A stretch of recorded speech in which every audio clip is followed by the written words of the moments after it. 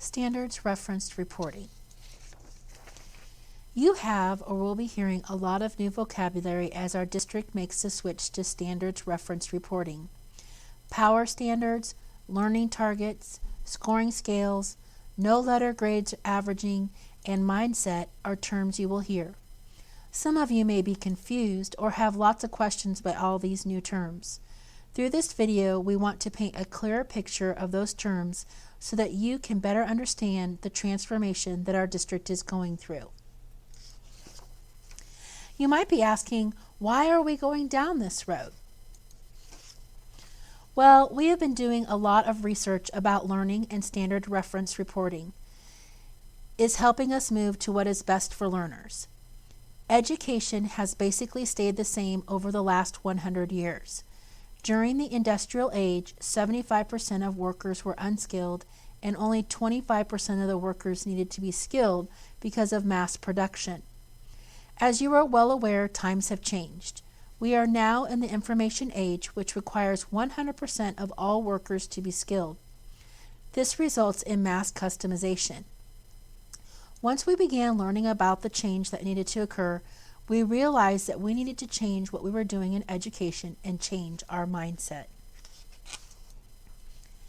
Having a growth mindset is a foundational piece to ensuring success through all changes that occur. All staff members, students, and ideally parents need to have a growth mindset.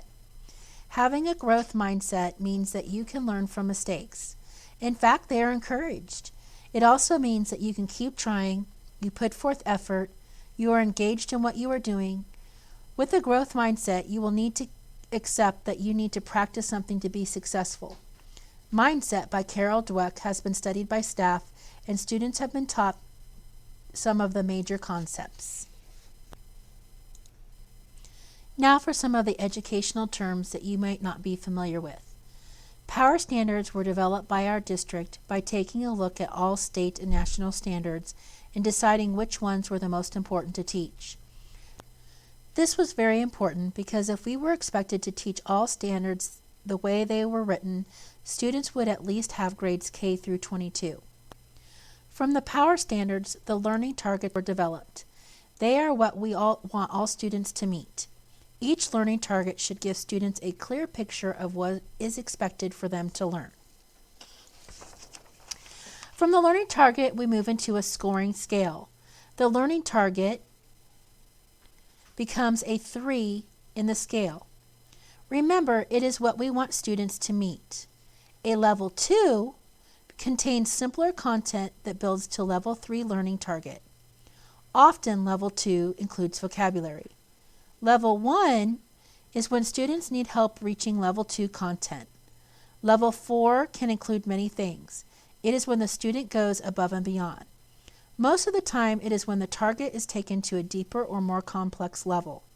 The mistake that can be made is when people start equating a scoring scale to an A, B, C, D, or F. Please do not try to do that.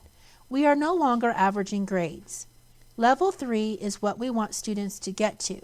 Level 2 and even level 1 is not a bad thing. It simply gives us the information we need to help students be successful with a given target. Each level should be celebrated because it means that students are learning as they move to the next level. Let's take a break here so I can share a story. My boys love it when I play Mario with them. They think it is hilarious. This is because I have no skills when it comes to playing video games. I didn't have the opportunity to play video games as a child. When one of the characters has 100 or more lives, my boys will ask me to play with them. Of course, some of you are already laughing because you have had similar experiences. When I play and we start playing in World 7, how successful do you think I am? You are right. I either spend the whole time dying or I spend it in a bubble and I become very frustrated. When one of them starts feeling sorry for me and takes me all the way back to World 1, I can at that point have some success. I still don't know where all the hidden stuff is, but as they teach me, I become more and more successful. Let's go back to the scoring scale. Where do you think I would be on a scoring scale when it comes to playing Mario? You guessed it, I would definitely be a 1. Probably a 0 if it existed on the scale. As my boys teach me and I learn all the ins and outs of Mario along with practice, I am sure I will eventually move to a 2. I might actually be able to jump on one of those horse things. Obviously, I need to work on my vocabulary as well. You see, I wanted to paint a clear picture for you. Some of us may instinctually feel that our children can be at all 3s automatically all the time. If that were true, we wouldn't need teachers.